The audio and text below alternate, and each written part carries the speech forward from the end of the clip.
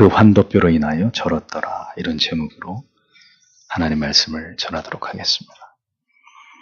하나님을 깊이 경험하게 되기 전까지 신자는 신앙과 불신앙, 또 확신과 의심 사이를 끊임없이 오가며 진자운동을 하게 됩니다. 우리는 그와 같은 인간적인 연약함의 모습들을 창세기에 귀를 기울이는 동안 성경에 등장하는 여러 인물들 속에서 확인할 수 있었습니다. 그러나 성실하신 하나님은 결코 우리를 영생으로 인도하시는 동안 그와 같은 상태로 우리를 내버려 두시는 그런 아버지가 결코 아니십니다. 하나님의 자녀들로 하여금 결국은 자신을 의지하던 삶을 버리고 온전히 하나님만을 신뢰하고 의지하도록 기어이 우리 인생 가운데 개입하셔서 우리의 믿음을 강화시키시고 우리의 신앙과 삶의 모습을 근본적으로 교정해 나아가시는 그런 아버지가 바로 하나님이시라는 사실을 성경은 우리에게 분명히 보여주고 있습니다. 야곱의 인생에서 가장 클라이막스가 되는 장면이 오늘의 본문에는 펼쳐지고 있습니다. 하나님께서 마침내 그 사랑하시는 야곱을 어떻게 만나주셨고 그의 모든 연약함을 어떻게 만지셨는지를 확인하기 위해서 우리는 오늘 다시 이 성경의 이 유명한 사건 속의 한 장면으로 들어가 보도록 하겠습니다. 22절에서 24절을 다시 보십시오. 바로 그날 밤에 야곱이 일어나서 그의 두 아내와 두 여종과 11 아들을 데리고 야복 나루를 건넜는데 야곱은 그들을 데려다가 시내를 건너게 하고 자기의 소유도 건너게 한 후에 야곱이 홀로 남았는데 어떤 사람이 동이 트기까지 그와 씨름을 하다가 이렇게 기록이 되어 있습니다. 야곱은 에서에게 보낼 뇌물들을 여러 때로 나누어 에서를 만나면 어떤 말을 해야 할지까지 모두 상세하게 종들에게 전달하고 난 이후에 그리고 차례로 형에게 보냈습니다. 그럼에도 불구하고 야곱은 여전히 잠을 이룰 수 없었습니다. 그의 두려움과 불안이 얼마나 컸을지를 짐작할 수 있는 대목입니다. 그는 분명히 하나님의 약속을 믿고 있었고 하나님의 보호를 받고 있다는 것을 지식적으로는 알고 있었지만 그에게 직면한 현실은 그러한 약속과 하나님의 보호하심과는 너무나 동떨어진 것처럼 그에게 여겨지고 있었습니다. 신앙과 현실의 괴리감이 그를 엄습했고 그의 믿음은 크게 흔들리고 있었던 것을 볼 수 있습니다.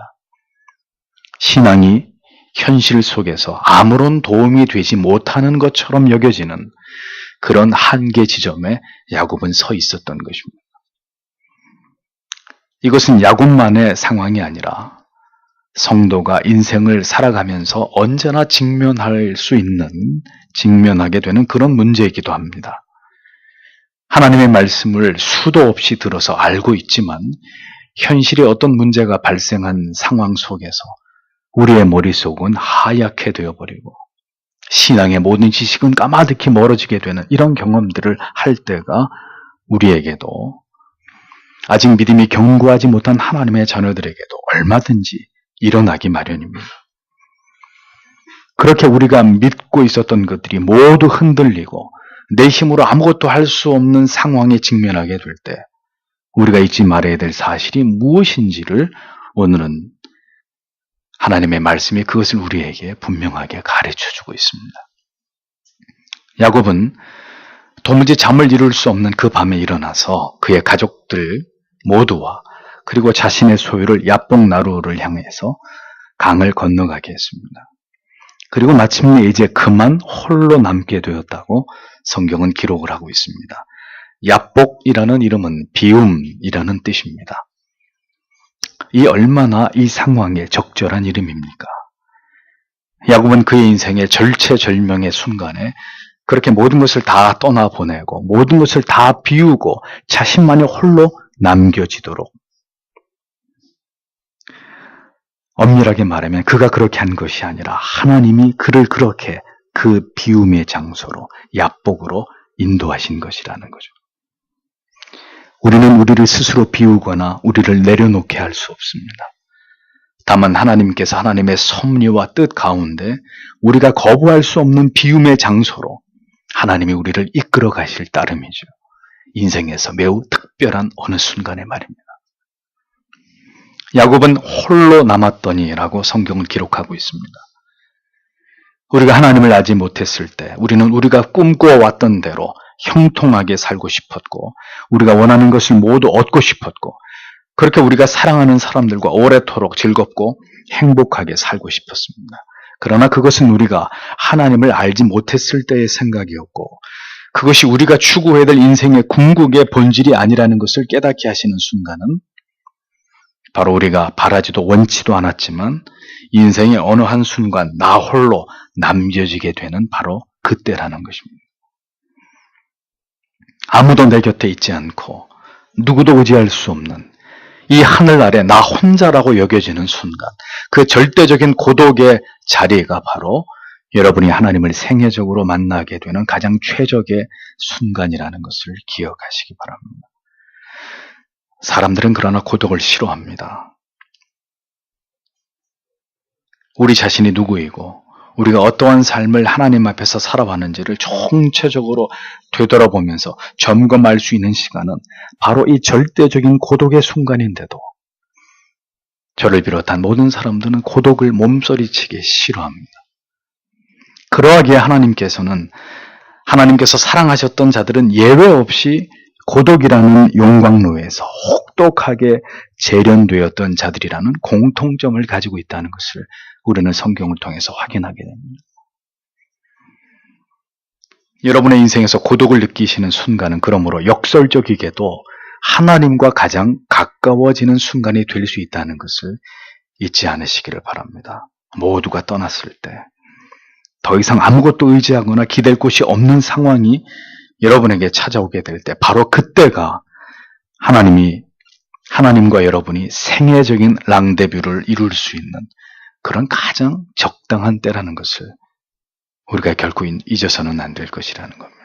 우리가 초절하게 홀로 남겨지게 될 때 우리는 세상으로부터 떠나고 자기 본성의 모든 생각과 판단과 분석으로부터 떠나서 오직 전능하신 하나님 앞에 서게 되는 것입니다. 야곱이 생애적인 하나님과의 만남을 갖게 된 그 순간은 그에게 가장 고독한 밤이었습니다. 그러므로 때때로 고독을 사랑하는 우리들이 되어야 할 것입니다. 하루 가운데 하나님을 대면하는 고독의 시간을 마련하고 일주일 중에 하루만이라도 그렇게 인생 속에 쉼표를 찍고 하나님을 지극히 올려다볼 수 있는 그런 기회를 만드는 지혜가 우리에게 반드시 필요하다는 것입니다. 그러나 우리가 바쁘고 분주한 삶 속에서 우리 스스로 우리 영혼을 위한 고독의 여백을 만들어내지 못한다면 하나님께서는 우리를 인해 고독의 자리로 부르실 것입니다. 야곱처럼 말이죠. 야곱이 그 밤 홀로 있는 가운데 누군가 그에게 찾아왔다고 성경은 기록하고 있습니다. 우리는 언제나 성경을 볼 때 우리가 보고 싶은 방향과 보고 싶은 각도로만 보고자 하는 우를 범합니다. 많은 설교 가운데 우리는 야곱이 하나님과 씨름을 했다고 들었습니다. 그 씨름의 주체가 야곱이라고 여겨왔습니다. 즉 싸움을 걸고 집요하게 물고 늘어지는 것이 야곱이었고 이러한 야곱의 모습을 기도의 자세와 태도로 비유하면서 끈질긴 기도가 마침내 응답을 받아낼 수 있다는 식으로 이 본문을 해석하고 적용하는 경우들을 많이 들었습니다. 그러나 성도 여러분, 성경을 보다 자세하게 들여다보십시오. 야곱이 어떤 사람과 씨름한 것이 아니라 어떤 사람이 야곱에게 찾아와서 동이 트기까지 그와 씨름을 했다고 성경은 분명하게 기록하고 있습니다. 분명히 누군가 야곱에게 찾아와서 싸움을 걸었다는 의미입니다. 그러므로 야곱이 그를 붙들고 씨름을 했다는 것은 전혀 사실과 다른 자기적인 해석이라는 것을 알 수 있는 것이죠. 야곱의 축복을 얻기 위한 목적으로 그 사람과 씨름을 한 것이 아니라 도리어 그 사람이 야곱으로부터 어떤 목적을 이루기 위해서 그와 씨름을 한 것이다 라는 사실을 우리는 정확하게 이해할 필요가 있다는 것입니다. 왜 그 사람은 야곱과 씨름을 한 것일까요? 여기에는 분명한 목적이 있었습니다. 그것은 야곱으로 하여금 자신은 가련하고 어리석은 존재일 뿐이고 무가치하고 무능하고 결코 스스로의 힘으로 자신을 구원할 수 없는 비참한 존재라는 것을 처절하게 깨닫게 하기 위함이었다는 거죠. 날이 새도록 씨름했습니다. 이것은 야곱을 붙들고 씨름하신 이가 참으로 야곱에 대해서 오래 참으시는 마음을 가지신 분이라는 것을 보여주는 것입니다. 그분이 누굴까요? 호세아 12장 4절에서는 이 사건을 기록하면서 야곱이 천사와 겨루었다고 기록하고 있습니다. 그런데 그 사람은 그냥 천사가 아니라 소돔이 멸망하기 직전에 아브라함에게 나타나셨던 분과 동일한 분이셨습니다. 창세기 18장 2절에서 세 사람이 아브라함에게 나타났는데 그 가운데 한 사람은 여호와로 일컬어지는 존재였으며 야곱과 씨름한 동일한 분으로 그렇게 성경이 말씀합니다. 무엇보다도 야곱은 30절에서 자신이 대면한 분이 바로 하나님이라고 분명하게 밝히고 있습니다. 이로 보아서 야곱에게 찾아오신 분은 많은 신학자들의 증언대로 구약에 현현하신 예수 그리스도이심을 알 수 있는 것이죠. 하나님께서는 오랜 세월 동안 야곱을 지켜보아 오셨습니다. 그에게 자신을 열조의 하나님으로 소개하셨고 아브라함과 이삭과 야곱으로 이어지는 하나님의 위대한 언약을 말씀하셨습니다. 그리고 야곱과 함께 하시며 그를 도우시고 지키시는 하나님으로 그의 인생 속에서 이미 여러 차례 하나님은 그를 위해서 하나님의 능력을 행하셨습니다. 그런데 야곱의 지금 모습은 어떤 모습입니까? 그렇게 열심을 다해서 하나님께서는 야곱에게 믿음을 불어넣기 위해 노력하셨음에도 불구하고 야곱은 여전히 하나님보다는 자신을 더 의지하면서 하나님보다는 자신의 현실을 더 두려워하는 연약하고 소심한 모습을 떨쳐버리지 못하고 있는 것을 보게 됩니다. 하나님께서는 그래서 이제 야곱을 깊이 만지시기를 원하셨던 것입니다. 우리가 잊지 말아야 될 것은 우리 자신이 간절히 변화되기를 원하는 것 그 이상으로 하나님께서는 하나님의 자녀들인 우리가 변화되기를 바라고 원하고 계신다는 것입니다. 인생 속에서 반드시 하나님을 독대하게 되는 이러한 은혜를 하나님께서는 여러분에게 그의 백성들에게 허락하시는 아버지이심을 기억하십시오. 그 때가 여러분의 인생 속에서도 반드시 찾아올 것입니다.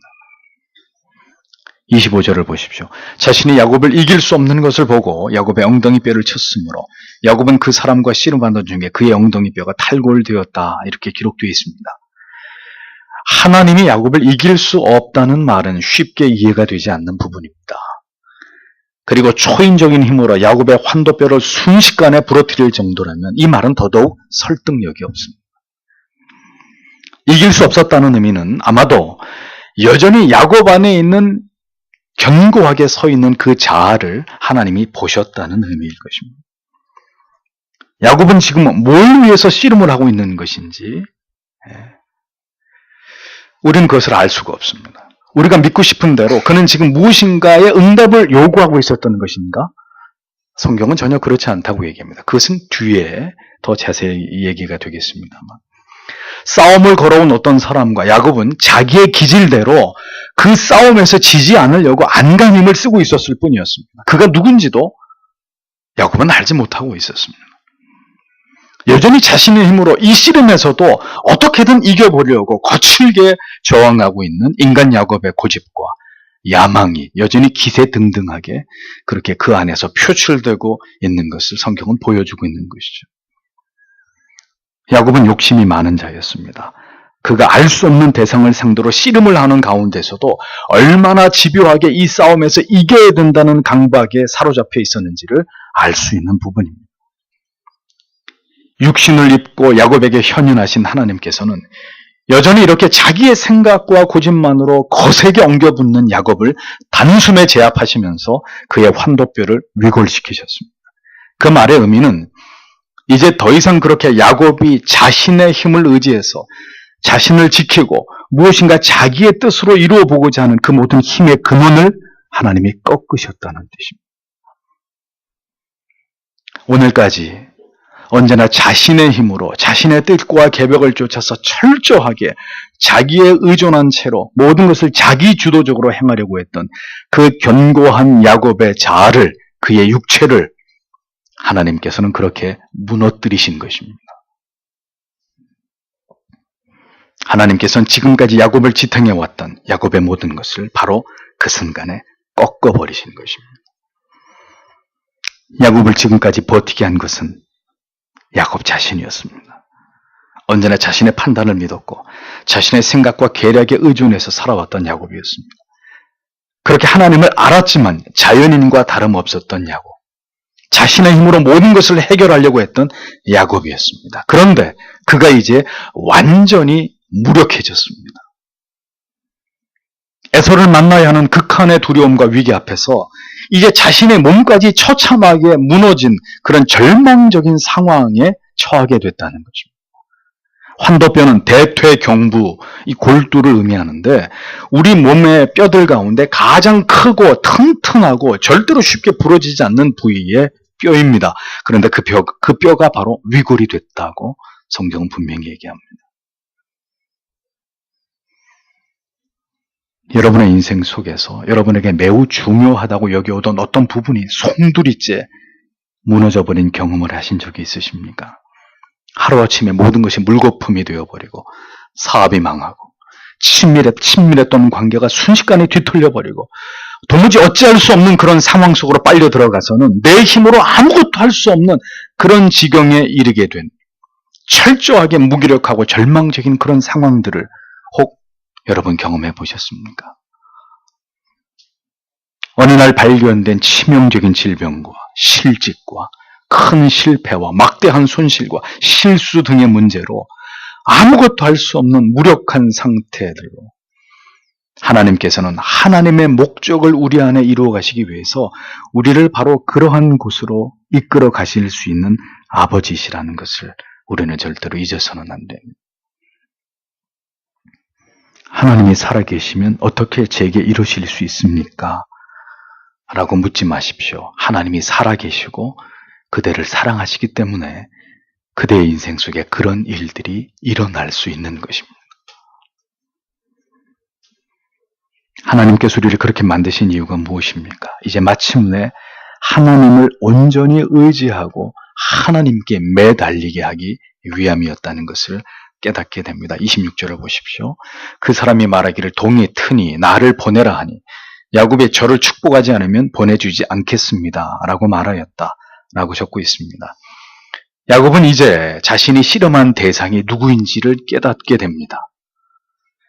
그는 이제 자신 앞에 있는 전능하신 존재에 대해서 이제껏 그렇게 해본 일이 없을 만큼 절박하고 필사적으로 자신을 이렇게 무력화시킨 존재 앞에 매달리고 있었습니다.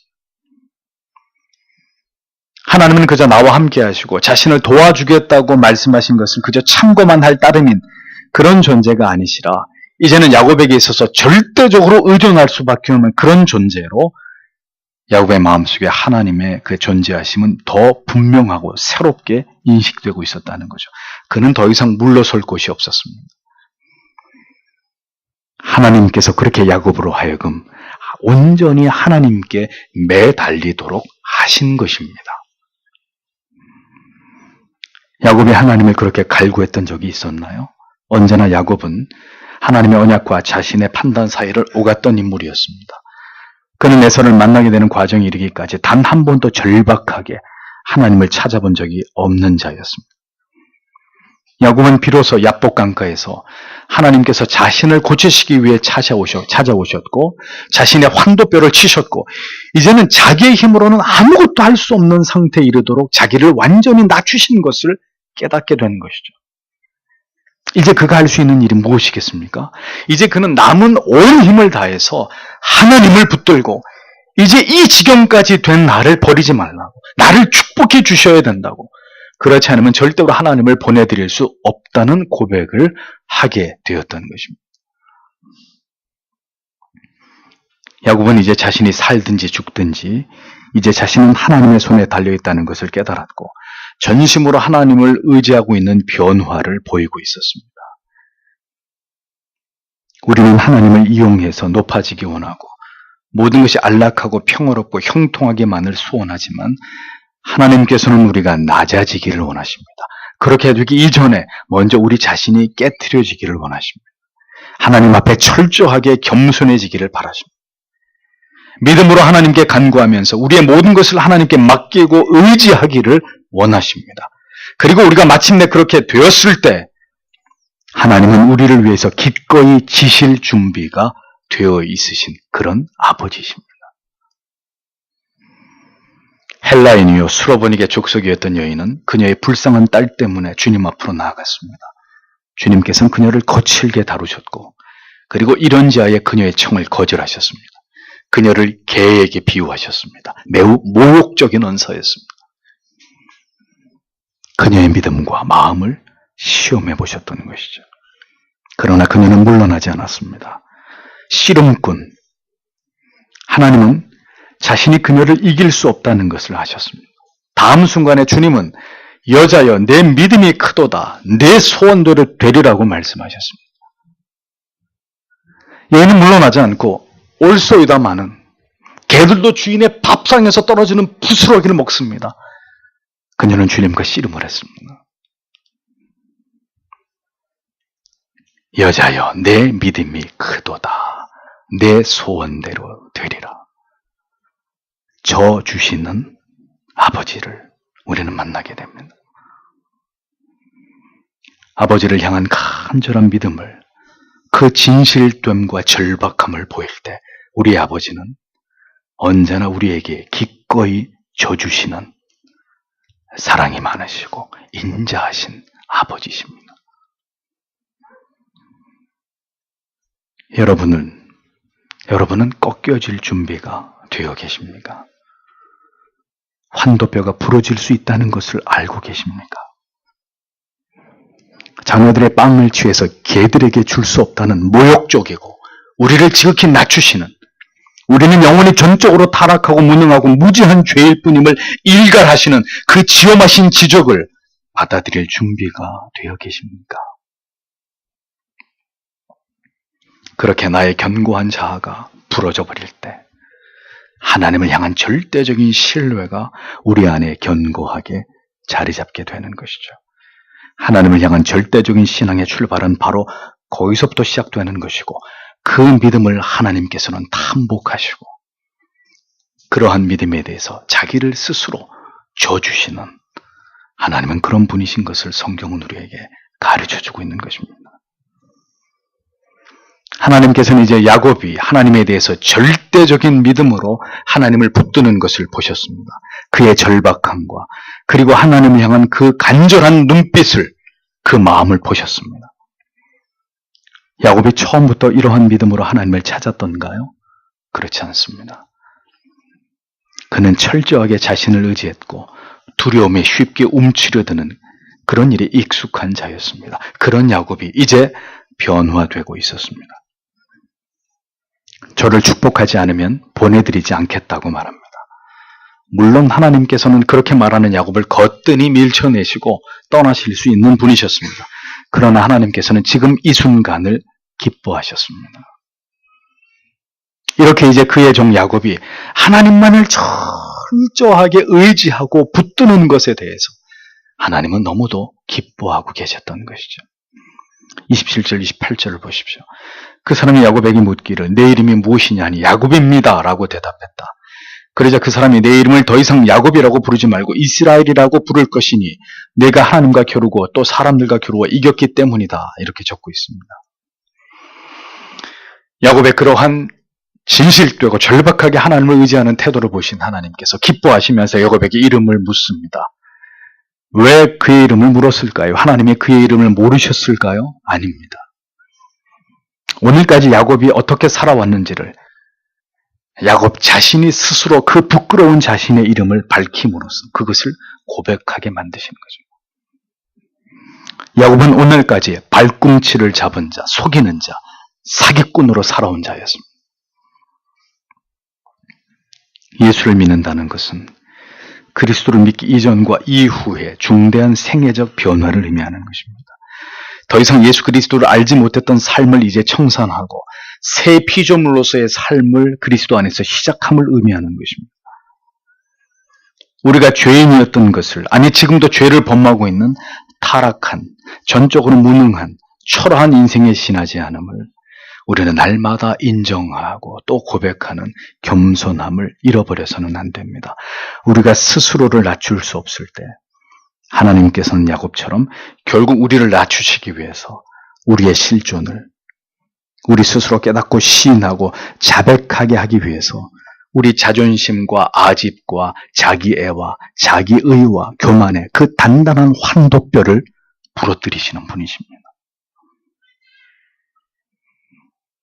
하나님께서는 그렇게 우리가 온전히 하나님을 신뢰하는 자녀로 탈바꿈되기를 원하시고 그렇게 하나님만을 절대적으로 의존하여 살아가는 자들이 되시기를 원하시는 것이죠. 그래서 야곱의 이름을 이제 하나님께서 이스라엘로 바꾸어 놓으십니다. 이스라엘의 이름에 대한 우리가 보편적으로 알고 있는 전통적인 해석에는 오류가 존재합니다. 하나님과 겨루어 이긴 자라고 한글 성경이 번역을 하고 있지만 원문의 의미는 조금 다릅니다. 이스라엘은 두 단어의 합성어입니다. 샤라라는 싸우다, 겨루다, 다스리다 라는 단어와 즉 하나님이라는 단어가 복합된 단어입니다. 그런데 이렇게 동사와 하나님이라는 고유명사가 복합되어 단어를 이루는 경우는 하나님은 동사의 목적어가 되지 않고 보편적으로 주어가 됩니다. 그래서 예를 들면 다니엘이라는 이름은 그가 하나님을 재판한다라는 뜻이 아니고 하나님이 재판하신다라는 의미가 되고 사무엘이라는 이름도 그가 하나님의 말씀을 들었다라는 의미가 아니라 하나님이 들으셨다 이런 의미가 되는 것이죠. 이러한 히브리의 문법에 따라서 이스라엘을 다시 해석하면 어떤 의미가 될까요? 하나님을 이긴 자가 아니라 하나님이 이기신다. 하나님이 다스리신다. 하나님이 통치하신다. 이런 의미가 되는 것입니다. 그는 하나님과 더불어 이기려고 했고 싸워서 이기려고 했고 에서를 비롯한 모든 사람들 가운데서도 늘 이기는 자가 되고자 했기 때문에 이 말씀은 아마도 야곱을 풍자하는 그런 의미로 지금까지는 야곱이 모든 것을 주도해서 스스로 언제나 이기는 자가 되고자 했으나 이제부터는 하나님께서 너를 다스리고 통치하시겠다는 이런 의미로 이스라엘이라는 이름을 주셨다고 이렇게 우리가 성경의 이 본문을 이해하는 것이 합당하다는 것입니다. 야곱의 이 이름을 통해서 이스라엘의 국호가 세워지게 됐습니다. 하나님께서 영원히 이스라엘을 통치하기를 원하셨고 이스라엘은 마침내 하나님의 통치를 받는 나라 되기를 원하시는 하나님의 심오한 그 뜻이 바로 이스라엘 그 이름 안에 담겨져 있다는 사실을 우리는 깨닫게 되는 거죠. 죄는 이 하나님의 언약과 통치를 벗어나고 이탈함으로 시작되었습니다. 그 이후로 인류의 역사는 끊임없이 하나님의 통치를 거부해 왔습니다. 그 가운데 하나님의 택자의 계보의 사람들만이 하나님께 순종하고 하나님의 뜻에 복종해 왔을 따름입니다. 그러나 하나님의 사람들 역시도 온전한 순종으로 하나님의 통치에 처음부터 복종한 사람들은 없었습니다. 하나님께서 모두 열심을 다해서 그들을 빚으시고 만지심으로 하나님을 온전히 신뢰하고 그 통치에 복종하는 자들로 하나님이 만들어 가시는 것을 우리는 성경을 통해서 깨닫게 됩니다. 우리는 여기서 이 세상을 창조하시고 인간을 지으신 하나님의 뜻이 무엇일지를 생각할 수 있습니다. 하나님께서는 결국 이 모든 우주 만물의 주인이 되시는 하나님께 모든 피조물들이 복종하기를 원하셨던 겁니다. 그러나 그것을 강제하지 않으시고 하나님의 언약에 대한 인간의 자유로운 의지와 선택에 맡기셨습니다. 그러나 불행하게도 인간은 그 통치를 거부했고 하나님에게서 이탈한 것입니다. 하나님께서 다시 아들을 통해서 새로운 언약을 세워 재차 다시 하나님의 사랑의 통치 안으로 들어오기를 원하셨습니다. 그러나 여전히 그 하나님의 통치를 거부하는 세상과 그리고 세상에서 살아가던 자들 가운데 이제 하나님의 통치 안으로 불러들인 하나님의 자녀들이 함께 공존하면서 이 세상에서 살아가고 있는 것을 우리는 지금도 보고 있습니다. 하나님의 백성들에게 영원히 이스라엘이 되기를 원하셨던 하나님. 그렇게 우리를 통치하시고 우리를 보존하시고 우리를 섭리하시면서 영원한 날에 이르기까지 우리를 그렇게 이끌어가기를 기뻐하신 하나님의 뜻이 그 위대한 이름 이스라엘 속에 고스란히 담겨 있었던 것이죠. 그러면 우리는 짚어보아야 될 문제가 생길 것입니다. 우리는 그 하나님의 통치를 받고 있는 하나님의 백성인가? 우리는 이스라엘인가? 하나님의 통치를, 우리의 인생 속에 계획하신 그 하나님의 계획과 뜻을 나의 판단을 따라 임의로 벗어나고자 하는 그런 마음이 우리에게는 없는지를 생각해 보아야 합니다. 우리의 삶에서 우리는 과연 하나님의 뜻을 쫓으면서 하나님이 기뻐하시는 뜻과 그의 영광을 위해서 우리를 희생하면서 하나님을 높이는 절대적인 복종의 삶을 우리가 오늘도 하나님 앞에서 이어가고 있는지, 우리는 그 통치를 받고 있는 그 왕국의 백성임을 자부할 수 있는지를 우리 자신에게 묻고 또 물어보아야 한다는 거죠. 역사 속의 이스라엘을 보십시오. 하나님이 통치하실 때 이스라엘은 평화로웠습니다. 이스라엘이 하나님의 통치를 거부하고 우상을 숭배하고 음란해졌고 자폰을 거행하고 이렇게 하나님의 계명과 율법을 떠났을 때 어떻게 됐습니까? 이스라엘은 처참한 삶을 살아야만 했습니다. 하나님이 다스리실 때 우리는 진정으로 자유할 수 있고 평안을 누릴 수 있고 어떤 시련과 핍박과 고통이 와도 모두 이겨낼 수 있는 것입니다. 그 모든 것이 하나님의 통치 안에 머물러 있을 때의 일이라는 거죠. 온전하신 하나님의 통치 밖에 있을 때 야곱은 불행했습니다. 그의 결혼이 불행했고 라반에 비해서 20년의 삶이 불행했습니다. 그리고 이제 형을 다시 만나야 하는 위기 앞에서 야곱은 두려워하고 고통스러워해야만 했습니다. 하나님은 이제 그 굴레에서 사랑하시는 야곱을 건져내셨습니다. 이제는 온전히 하나님의 통치 안에서 강하고 담대한 야곱으로 다시 하나님의 야곱을 빚어가고 계셨던 거죠. 결국 우리의 인생의 모든 희비애락의 사건을 주시는 이유는 우리로 하여금 살아계신 하나님 앞에서 우리 자신의 모든 어리석고 미련하고 연약한 한계와 그 실존을 깨달아서 우리 모두 자발적으로 하나님의 다스림 안으로 들어오기를 하나님께서 오늘도 우리에게 바라고 계시고 기대하고 계시기 때문이라는 것을 우리는 절대로 잊어서는 안 됩니다. 그 통치 안으로 들어오기 전까지 우리의 괴로움과 고통과 두려움은 계속될 수밖에 없는 것입니다. 29절에서 하나님께로부터 이스라엘이라는 이름을 받은 야곱은 되려 하나님의 이름을 묻고 있습니다. 야곱이 주의 이름을 알려주십시오라고 요청하자 그 사람이 말하기를 무엇 때문에 내 이름을 묻느냐 하고 거기서 야곱을 축복하였다라고 기록되어 있습니다. 야곱은 자신이 경험한 분의 이름을 알고자 했습니다. 자신이 이제까지 경험해보지 못한 분을 그는 경험했습니다. 도무지 만질 수도 볼 수조차 없었던 여호와 하나님과 그는 밤새도록 씨름을 했습니다. 다시 말씀드리건대 자신이 씨름을 하기 위해 그분에게 나아가는 것이 아니라 홀로 고독한 밤을 맞이하고 있는 그에게 하나님이 찾아와서 씨름을 걸어오신 것입니다. 더 이상 야곱이 아닌 이스라엘로 살아가게 하기 위해서.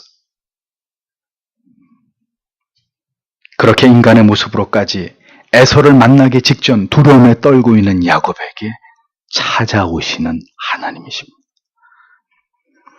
영원한 죄의 형벌과 지옥의 저주 아래 고통당해 마땅할 하나님의 택하신 백성들을 위해서 하나님께서는 사람의 몸을 입으시고 친히 이 낮고 천한 곳으로 오셨습니다. 만질 수도 없고 감히 쳐다볼 수조차 없으셨던 그분이 그 옷가를 만질 수 있고 그리고 달리다굼이라고 낮고 조용히 말씀하시는 음성을 들을 수 있도록 우리에게 다가오셨고 친히 진흙을 눈에 발라주시는 그 부드러운 손의 촉감으로 하나님의 아들께서 그렇게 우리에게 찾아와 주신 것입니다. 이 고집스럽고 이 무지하고 이 연약한 이 죄악 가득한 우리들에게 우리 각 사람의 인생 가운데 하나님이 그렇게 찾아와 주신 것입니다.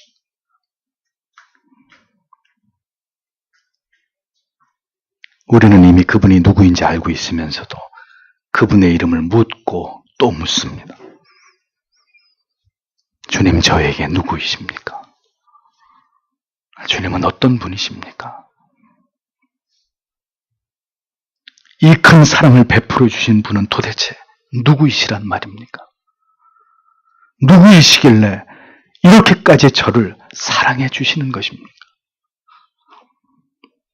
그렇게 물을 수밖에 없는, 그렇게 다 표현할 수 없는 사랑과 감사를 우리의 마음에 가득 갖게 하신 분이 바로 우리의 구주 예수 그리스도이신 것이죠.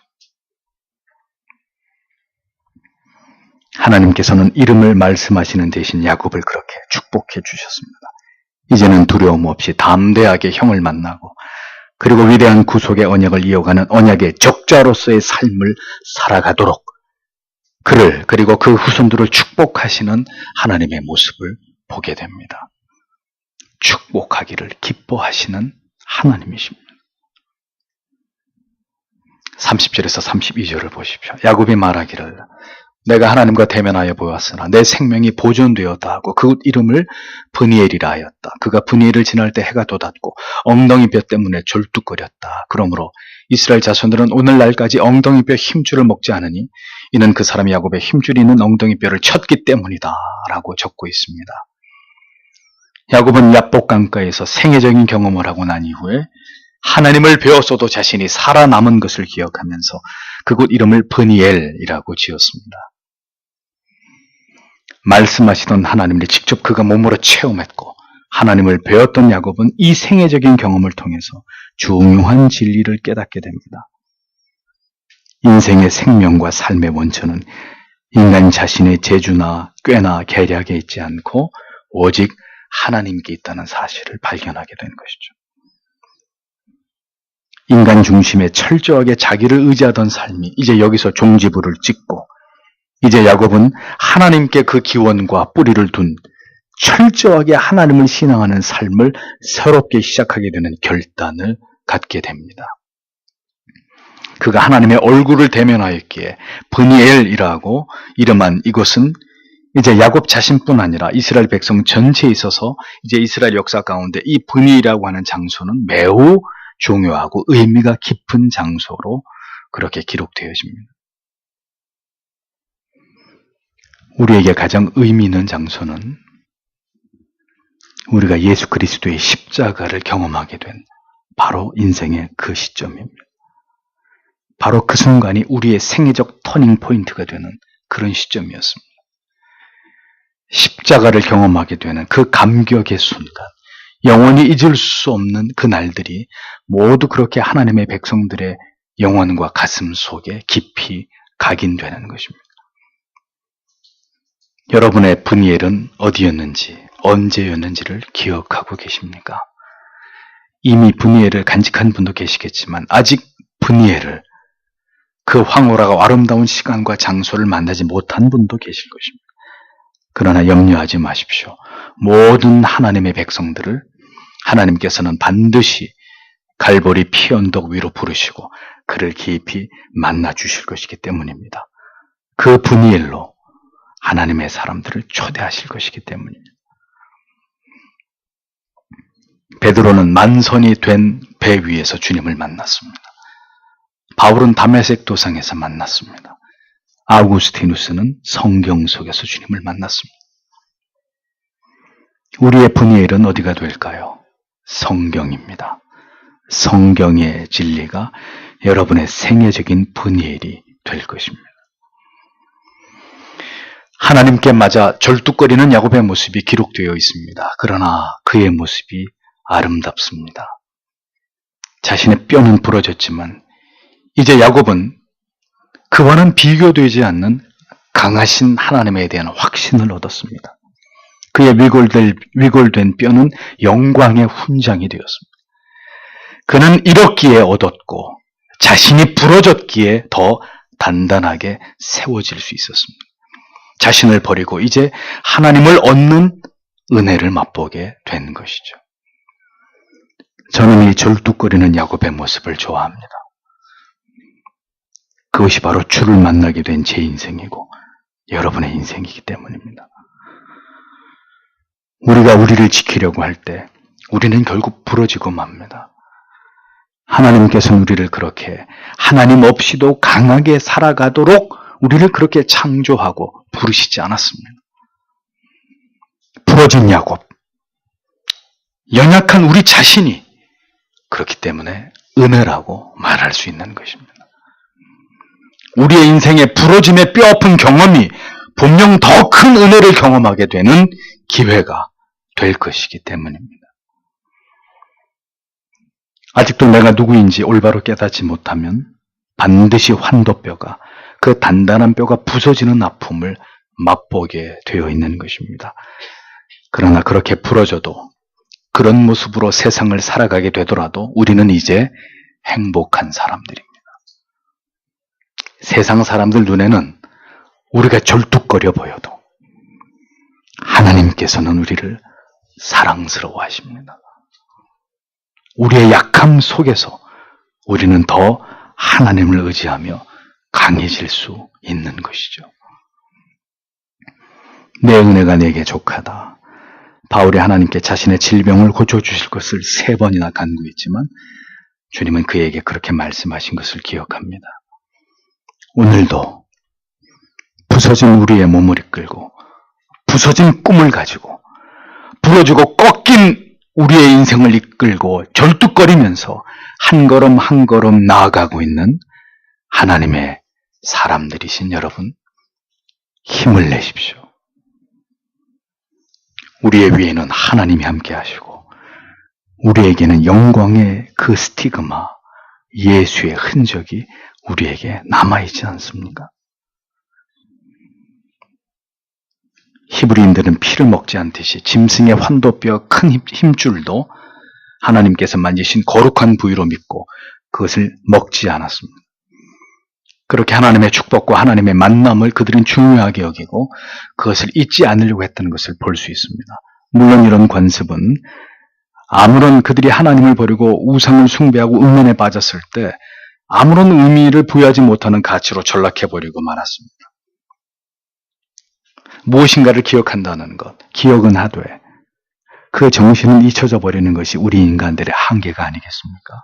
그러니 환도뼈를 기억하기보다는 그 하나님을 그렇게 우리에게 찾아오시고 우리를 부러뜨려서라도 하나님을 절대적으로 신뢰하게 만드셨던 그 하나님, 우리가 잊지 말아야 될 것은 바로 그 하나님 자체라는 것을 우리는 언제나 기억해야 할 것입니다.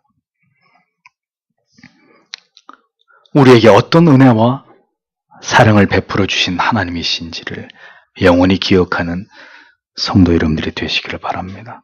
우리가 숨을 쉬는 동안 그 하나님께서 오늘도 우리를 기꺼이 통치하시고 다스리시고 그 크신 사랑과 은혜 아래서 우리가 살아가기를 하나님은 오늘도 기뻐하신다는 것을 우리가 기억하고 오늘도 기꺼이 그 하나님의 통치하심에 우리의 인생과 우리의 자녀들의 삶을 온전히 의탁하면서 우리에게 남겨진 순례의 여정을 끝까지 완주해 나아가는 하나님의 거룩한 사람들이 되시기를 오늘도 이 말씀을 통해서 여러분들에게 축복합니다.